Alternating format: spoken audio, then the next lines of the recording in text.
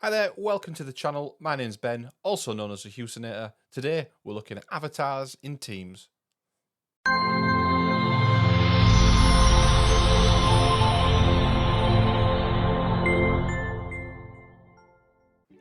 Okay, welcome to the video. As I mentioned, this is all about avatars in Teams, a new feature in Microsoft Teams, which is the development and the progression of avatars into public preview. So previously, this I think was in some private preview in terms of tap testing with Teams, I think, but now it's fully available in public preview / early access. Okay, so we spoke about avatars in the last live stream I did, talked about avatars, showed how to set it up, but it was a bit of a whistle-stop tour of avatars. So I thought I'd do a separate video, won't be too long, but just a bit more of a deeper dive into avatars, how they work, what it looks like in Teams.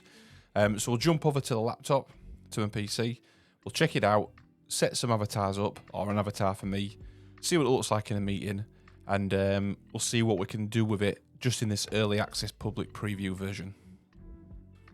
Okay, so on the desktop now, just having a look on the web browser to start with. Obviously, there's a few bits of information that Microsoft are giving away in a few different places. So let's check it out here on M365, Microsoft 365 Insider page. So it's a featured deep dive, obviously mentions there around Teams public preview. So you can see, and we covered this really quickly in the live stream we did on Teams Tuesday. I'll link to that video up above, so you can jump over that if you want to quick look back at the live stream. But essentially, it's that first line really. Avatars from Microsoft Teams gives you that much needed camera break while still allowing you to collaborate effectively. You can add a new layer of choice to your meetings and represent yourself the way you want with customizable avatars and reactions.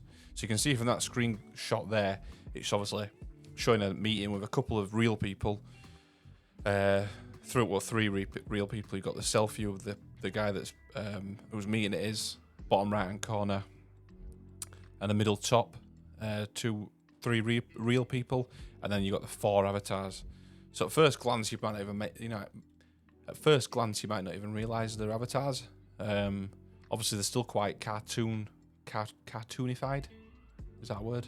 They're quite animated. I guess they'll probably refine the avatars more and more, but not to a point where they look real. It's probably quite dangerous in a way if they do look real. So yeah, so it's a way to show presence in a meeting with some form of video using an avatar.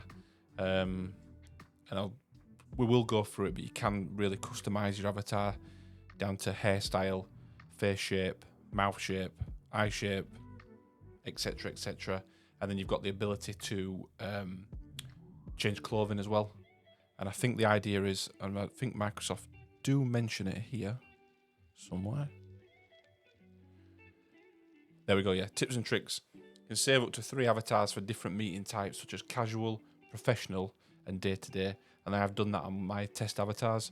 So I guess if you do different meeting types, more informal and formal meetings. But again, I think if you're doing a formal meeting, you would want your video on rather than an avatar. But yeah, there's a full flexibility there in terms of being able to adjust your avatars between different styles and different types of meetings that you're going in. It mentions availability at the bottom of this page, near the bottom, and it is only Windows or Mac OS Teams. As I mentioned earlier in the video, you need to be in public preview. So obviously you can do that via Teams policy, put people into the correct Teams update management policy, give them public preview / early access, as it's now called within the Teams client. So as soon as you're in public preview and you've got the application allowed on your tenant, that's another thing you need to do, then you can obviously use avatars. So let's just jump through a few settings from the admin perspective first of all. So if I just jump onto Microsoft 365 admin portal, and then jump onto Teams admin. So it is all it's all Teams admin that you need to be concerned with. There's nothing else anywhere else on your tenant. So jump into Teams admin center. The most obvious thing, and I think it came as on by default, is the application itself. So depending on the policy, you might block all applications in your application policy, other than specified ones. which I know in the organisation I work for, we do that. We block everything but allow certain stuff that we have approved. So if you go into manage applications, if I search for avatar,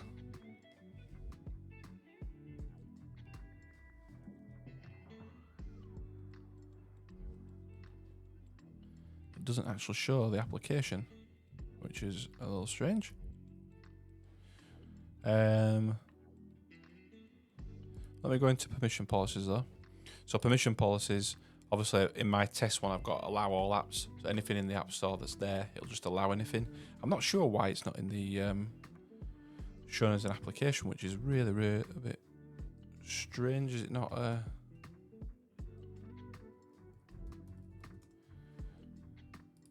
Oops. Microsoft. Okay, let's not worry about that, but it's definitely enabled in the application because I've been testing it. So yeah, so you've got permission policy, and then the area where you need to concentrate on to actually give people public preview access is if you go into Teams update policies. I only have the global one because it's my test tenant. If you go in here, you've got allow public preview set to enabled. You can have forced, which forces everyone onto public preview without the option to remove themselves. Follow the Office preview, which is the Office targeted release. It'll follow whatever you've got on there. Not enabled and enabled. The new thing which we discussed a couple of weeks ago on Teams Tuesday was the new Teams client, the new preview. So with this selection here, you can have it turned off. Users can choose and Microsoft controlled. Obviously not enabled means that people can't choose a new Teams client. Users can choose, which I have it set to. Means you get the slider for the Teams public preview in the application. Okay, I'll look into the avatar application not being there and see why that is, because it might be something obvious I'm not thinking of. So I'll look into that and update it in the description. Or after I've recorded this video, I'll update it and say something at the end.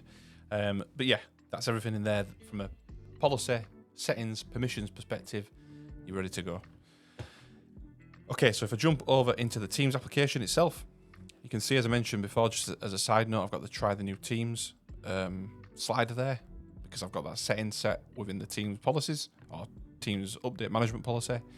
You can also see here at the top on my icon, I've got the EA, which is early access, which was the old public preview. If I look here about, you can see I've got public preview enabled, which is why I've got the EA there. So if I jump into my applications, you probably just saw it there as I flicked it up, but I will go into apps instead. If I search for avatars there. Okay, let's jump back to Teams.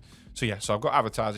If this is the first time you've opened the avatar application, there will be the option to add. So there will be the add button there, which you would click.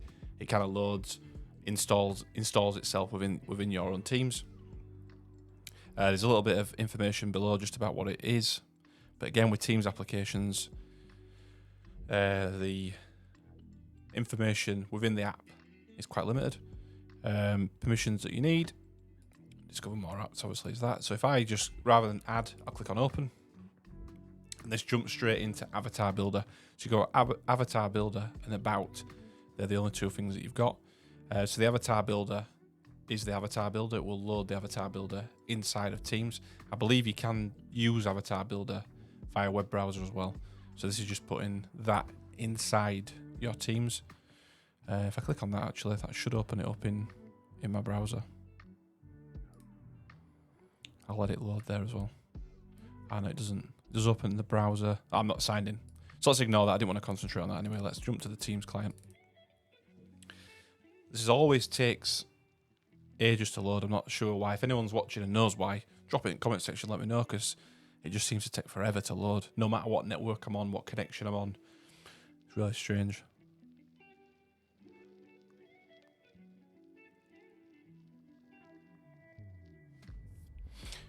Okay, so I've got my avatars now. So as you can see, I've already created mine. But when you use this for the first time, it literally is a blank canvas to start with. You've got the 3 selections over on the right-hand side to jump between your different avatars or your avatar styles. They can be totally different avatars as well. You can make them look entirely different. So you could have different skin color, different hair color, different size, different hair. You can change everything. So you could be someone totally different between your different avatars if you wanted to. But yeah, this is very much like within a PC or PlayStation or Xbox game, where you choose your avatar style, choose the clothing, choose your face shape. It's exactly the same, really. It's built on that same principle. So if I just use this one that I've got selected and go and customize. In fact, let me come back. What I'll do is actually let me delete that avatar. So I'll add that third persona there. So you can duplicate from and start off from like a canvas of a previous one, or create a brand new one. So I'll create a brand new one that looks nothing like me, so I can pretend to be someone else in a meeting. So let's just load. So let me choose someone that looks a total opposite of me. In fact, the guy that it's loaded by default. In fact, let me do a woman. I'll become a woman. So let's go with this lady.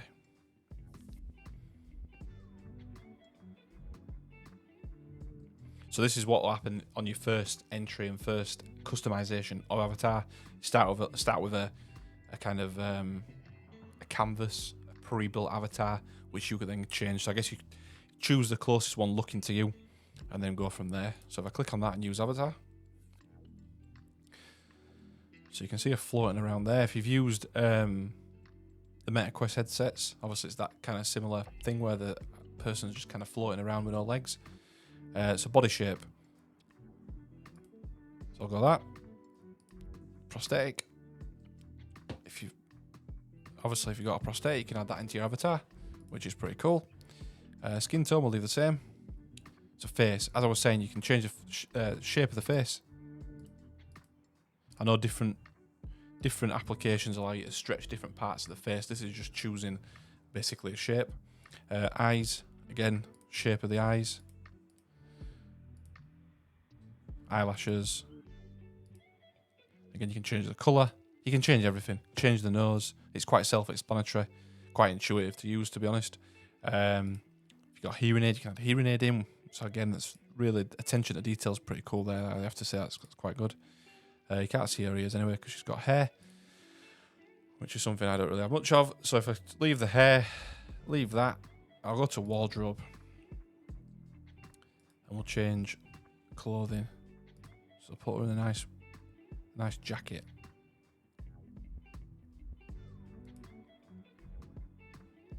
Oh, that's the underlay. Let me go to the outerwear. Put in that nice purple puffer jacket.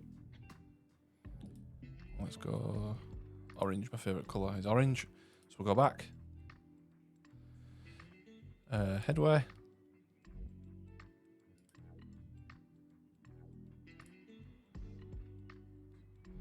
I like that one.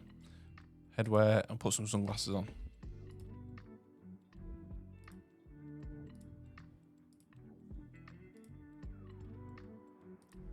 I'll do some glasses actually. I like them, they're cool. Can't change the colour. So yeah, there we go. So change the face shape a little bit. Give her a different wardrobe. I've now got my 3 avatars, which is the one that looks nothing like me, but is me. Which is that one. I've got my relaxed look in a hoodie, looking good. Bit more of a smart look with a shirt and jacket on. And then I've got my alter ego with totally different clothing on. So yeah, so there's the avatar built, all done, ready to go. So I don't need to do anything else in here. There's nothing else you can do in here. You can't change any more settings, etc, etc. The about, I think, is just, yeah, literally about, showing you what's the version of the app, etc.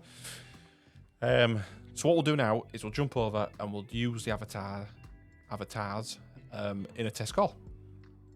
Okay, so they're the avatars built, customized, etc. Now we'll jump over and try a Teams meeting out and see what the avatars look like actually in a meeting. So let's jump over. So if I go just to my calendar, I will just do a meet now, just to test this with. So we'll do a meet now. So the key to using avatars is not to put your camera on. So you leave your camera off to then select avatars. So I'll show you. If I put my camera on, which is my camera on this device down here, terrible camera on this laptop. If I then click on effects and avatars and go to avatars, it'll say, yep, to enable avatars, turn off your camera. So I turn off my camera. Make this bigger. Avatars are loading. You can see down there I've got my 3 customized avatars that were built. So if I click on my first one, my original one with a hoodie on,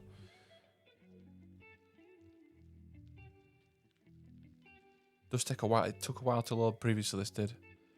You'd have thought it would have cached it a little bit.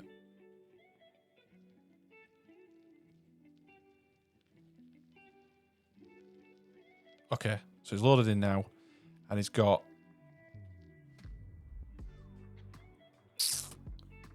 I'm just trying to see, does the mouth move when I'm talking? I think it does. So yeah, so there's my avatar, blank background. If you want, you can use the backgrounds, standard backgrounds you have in Teams. So if I select one of the random ones, this will put my background behind this guy.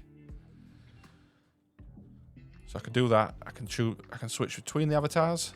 So that's my more smarter look. The mouth is definitely moving when I'm talking. I didn't realise it did that before, which is pretty cool. And then to my alter ego. Looking good.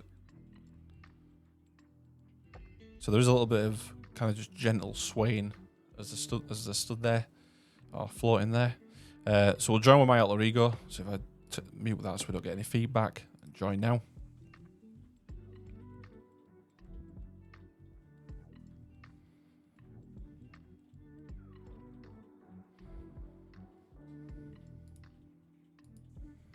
Okay, so there you can see me in the meeting. So because I'm muted, it's not moving my mouth out. If I unmute, there you go, you can see it moves my mouth. But it does look like it shows the background through your mouth. So you've got a bit of a hollow head going on, which is quite interesting. So if I keep talking and I mute it, then you can see obviously the mouse stops talking, which is quite good. Again, if I unmute and keep talking, you can see that background behind it. So that's it. So that's it, joined into the meeting with my alter ego avatar, confusing people on the other end of the meeting.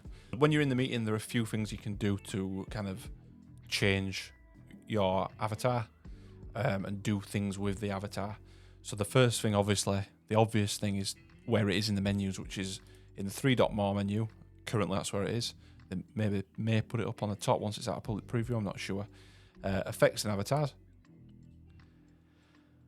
And then I get a very similar setup to what I had when I was setting the call up. So if I click on another avatar, go to me with my hoodie on, and then click apply. Puts me in my hoodie, so that's switching between avatars.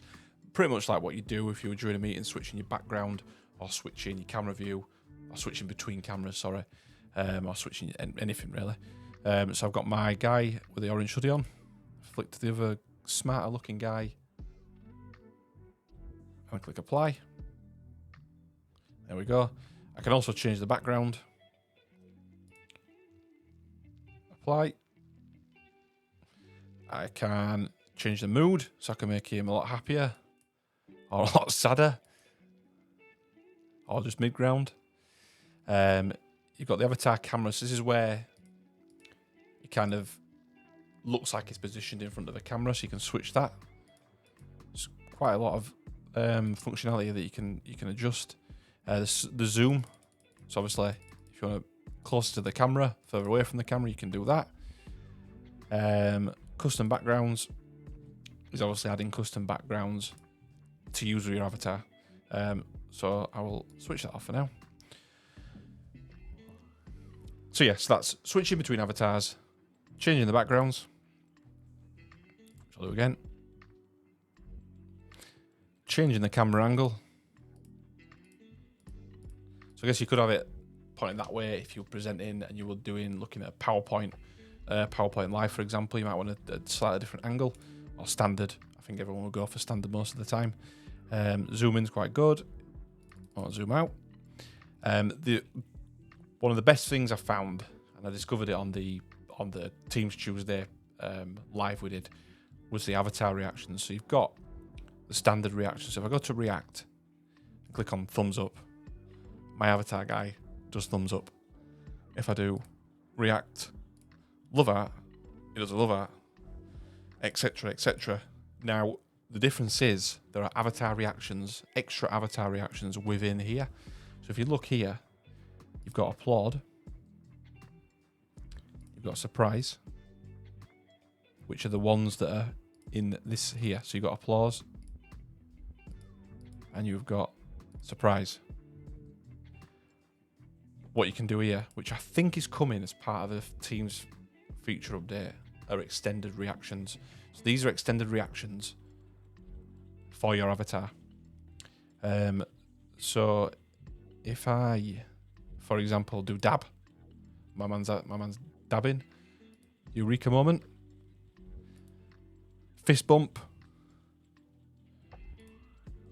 kawaii, I didn't even know what that were a thing. Bit of a dough moment. So you can see there's tons of different reactions here, obviously, which all equate to different emojis, which you can add in as reactions up here in your standard kind of just the icon. But what you can do here is you can press on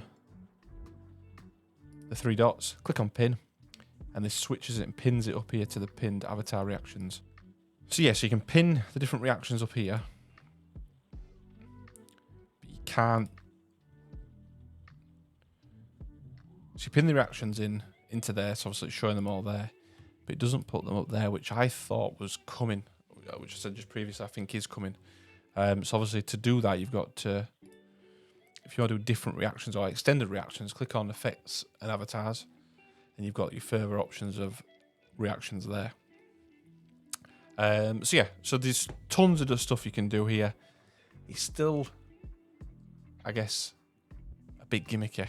I'm not really sure how much you would use the avatar, but everything is there to make it quite a fun and engaging experience with them. You can customize it tons. You can change it really easily during a meeting. You can use it for reactions. You can still use background effects. There's plenty of color from there. And obviously when you're talking, as you can see on the screen, it's moving the mouth, which is pretty good. If it were just a still kind of avatar doing nothing, just floating around, not pointless, but kind of, there's more value with the mouth moving. So yeah, so I think you can still do in here though, still add. See, I've never even bloody used these filter frames.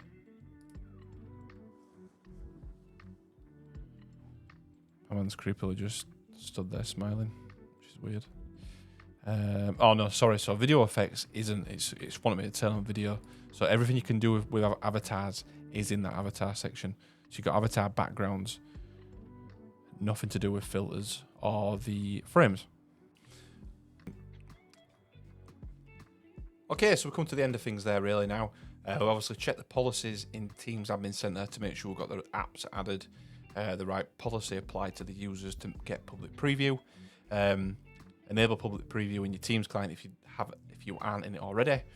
Add the avatar application just from the app menu, simple as that, which takes you into the avatar builder. Create your avatars and then use them avatars within a meeting.